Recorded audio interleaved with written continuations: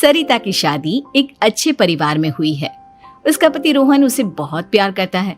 घर में उसकी सास शांति और ननद मीनाक्षी भी है, जो सरिता के किसी काम में दखल अंदाजी नहीं करती। लेकिन फिर भी सरिता को ऐसा लगता है कि दुनिया की सबसे ज्यादा बेचारी बहू वही है और सबसे ज्यादा अत्याचार उसी पर हो रहा है। माँ जी, ये लीजिए आपकी चाय। अरे बहू, तूने इतनी ज्यादा चीनी क्यों डाल दी चाय में? हाय हाय माँ जी, मैंने तो उतनी ही मीठी बनाई है जितनी मीठी आपको पसंद है। माँ जी, आपको तो मेरे हाथ की चाय अच्छी ही नहीं लगती। जब देखो कुछ न कुछ कमी निकाल ही देती हो। अरे बहू, तो एक बात के पीछे ही पड़ जाती है। मैंने ऐसा कब कहा कि तू रोज चाय खराब बनाती है? सरिता अपने कमरे में चली जाती है और फोन उठाकर अपनी माँ से बात करती है। हेलो माँ, कैसी हो आप? क्या कर रही हो? मैं तो ठीक हूँ, पर तू बता, तेरा मूड कैसा है? तेरी आवाज से लग रहा है कि कुछ तो हुआ है तेरे ससुराल में। अरे क्या बताऊँ माँ, यहाँ तो हर समय मेरे साथ बहुत बुरा व्यवहार होता है। मैंने अपनी सास के लिए इतनी अच्छी चाय बनाई, लेकिन मेरी सास चाय पीते ही मुझे 4 बातें सुना दी। बेटी, तू इतनी छोटी छोटी बातों पर ध्यान ही क्यों देती हो? तुम्हारी सास ने कुछ बोल भी दिया तो क्या हो गया, वो बड़ी है ना तुझसे। माँ ने इतना समझाया, लेकिन इस बात का सरिता पर कोई असर नहीं हुआ। अपनी बेचारी बहू की छवि वो बदलना ही नहीं चाहती। अगली सुबह सब नाश्ते की टेबल पर बैठकर नाश्ता कर रहे थे, तभी सरिता ने अपने पति से कहा, सुनिए जी, मुझे ना आज बाजार से कुछ सामान लेकर आना है। आज आप ऑफिस से आने के बाद मुझे लेकर चलना ना। भाभी, मुझे भी कुछ किताबें खरीदनी है। आप दोनों जा ही रहे हो तो मेरी किताबें भी ले आना। लो, अभी तो बात ही की है बाजार जाने की, तो एक फरमाइश आ गई। माँ जी, आप भी बता दो कुछ, और हाँ, मोहल्ले वालों से भी बोल दो अगर वो कुछ मंगवाना चाहते हो तो। बेचारी मीनाक्षी अपना सा मुंह लेकर रह गई। ये सब देखकर रोहन से चुप नहीं रह गया और वो गुस्से में बोला, सरिता, क्या हो गया है तुम्हें? मीनाक्षी ने तो सिर्फ किताबों के लिए बोला है। तुम्हें मीनाक्षी से इस तरह से बात नहीं करनी चाहिए। माफी मांगो उससे अभी। क्या? मैं माफी मांगू? दिन भर आपके घर के काम करूं मैं, आपकी और आपके घर वालों की बातें सुनूं मैं, और अब माफी भी मैं मांगू? ऐसा कभी नहीं हो सकता। ये बोलकर सरिता वहां से चली जाती है। एक दिन उनकी पड़ोसन घर आती है। अरे सरिता, क्या कर रही है? और क्या करूंगी भाभी जी, बस घर का काम ही कर रही हूँ। आप बताओ कैसे आना हुआ? अरे मैं तो तुम्हारा हालचाल पूछने आई थी, लेकिन तुम तो बिजी लग रही हो। कोई बात नहीं, मैं बाद में आ जाऊंगी। और क्या करूं भाभी जी, जब से शादी होकर आई हूँ ना, बस काम ही कर रही हूँ। और इस घर में ना कोई मेरी कदर नहीं करता। पति है जो बस घर से ऑफिस, ऑफिस से घर। ननद को तो कॉलेज से फुर्सत नहीं। बची सास तो उनका सारा समय मेरी गलतियां निकालने में लग जाता है। अरे ये क्या कह रही हो सरिता? तुम्हारी सास तो पूरे मोहल्ले में तुम्हारी तारीफ करती फिरती है कि तुम बहुत अच्छी हो, पूरा घर तुम्ही ने संभाल रखा है। हाँ तो क्या हुआ, इसमें गलत क्या कहती हैं? सच्ची तो कहती हैं। मेरी मर्जी के बिना इस घर का पत्ता भी नहीं हिलता। शाम को जब रोहन घर आया तो उसने सबसे कहा, कल हम सबको मौसी जी के घर जाना है, उनकी बेटी की शादी है। सब अपनी अपनी पैकिंग कर लो, सुबह होते ही निकल जाएंगे। और सरिता, तुम कान खोलकर सुन लो, वहां जाकर किसी की बुराई भलाई शुरू मत कर देना, नहीं तो मुझसे बुरा कोई नहीं होगा।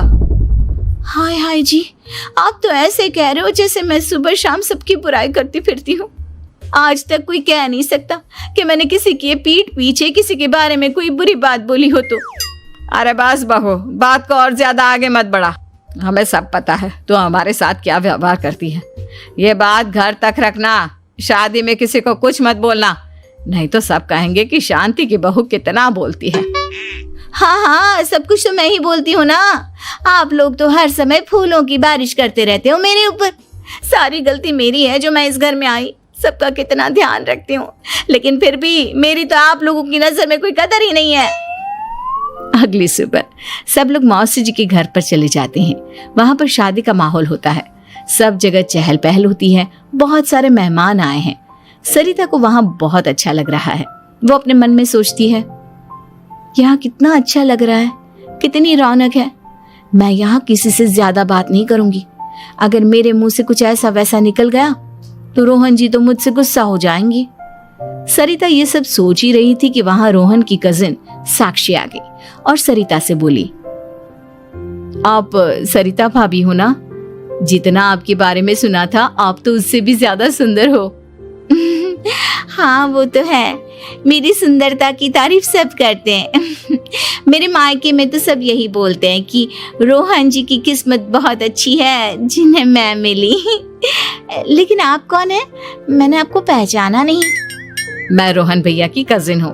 आपकी शादी पर नहीं आ पाई थी ना, इसलिए आप मुझसे मिली नहीं कभी। शांति मौसी और मीनाक्षी आपकी बहुत तारीफ करते हैं। क्या कहा तुमने? मेरी तारीफ? कभी नहीं। मेरे ससुराल वाले कभी मेरी तारीफ कर ही नहीं सकते। मैं इतनी अच्छी हूँ, मेहनती हूँ, लेकिन उन्हें तो मेरी कदर ही नहीं। सारा दिन घर का काम करती हूँ, फिर भी मेरी सास ना मुझे सुनाती रहती है, और पति भी मेरी सास की साइड लेते हैं। ना कभी बाहर ले जाते हैं, ना कहीं घुमाने। अगर घुमाने के लिए कभी बोल भी देना तो उनकी बहन बीच में आ जाती है।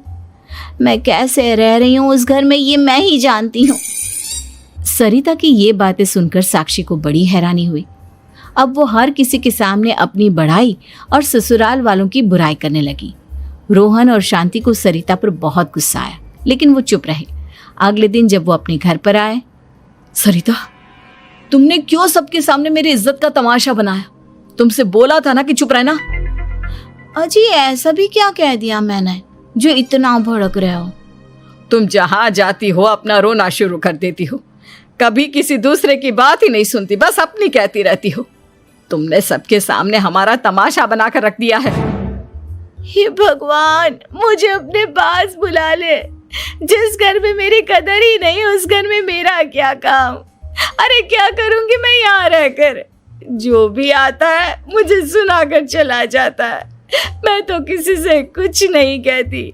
सीधी सादी बहू मिल गई है ना सबको, तो जो जी में आए वो करो। सरिता ने अपने आगे किसी को कुछ बोलने ही नहीं दिया, और उस दिन भी उसने सबके सामने खुद को बेचारी बना ही दिया। अगले दिन मीनाक्षी कॉलेज के लिए लेट हो रही थी, इसलिए वो हर काम जल्दी जल्दी कर रही थी। अपना नाश्ता लेने किचन में गई और पतीले में रखे गरम दूध को गिलास में डालने लगी। दूध का पतीला उसके हाथ से छूट गया और गरम गरम दूध उसके हाथ पर गिर गया। ओए माँ, हाय मेरा हाथ, माँ मेरा हाथ जल गया। मीनाक्षी की आवाज सुनकर सरिता दौड़ती हुई आई। ये क्या किया तुमने? तुम्हें नाश्ता चाहिए था तो मुझसे बोल देती, मैं क्या मना करती थी? अब पता नहीं कितने दिन की मुसीबत पाल ली तुमने। सरिता मीनाक्षी को उसके कमरे में ले गई और उसका बहुत ख्याल रखा। उसका इस तरह से ख्याल रखना शांति और रोहन को थोड़ा अजीब लगा। माँ, सरिता के दिमाग का भी कुछ पता नहीं। कल शादी में सबको इतना कुछ बोल कर आई है हमारे बारे में, और अब मीनाक्षी की कितनी अच्छी देखभाल कर रही है। ये ऐसा क्यों करती है? बेटा, तेरी बीवी की ना आदत हो गई है सबके सामने खुद को बेचारी दिखाने की, और आदत इतनी जल्दी नहीं बदलती। जब ये बोलना शुरू करती है तो रुकने का नाम ही नहीं लेती, इसलिए इसे पता ही नहीं चलता कि ये किसके सामने क्या बोली जा रही है। लेकिन दिल की बहुत अच्छी है। हमें भी अपना दिल बड़ा करके ये जैसे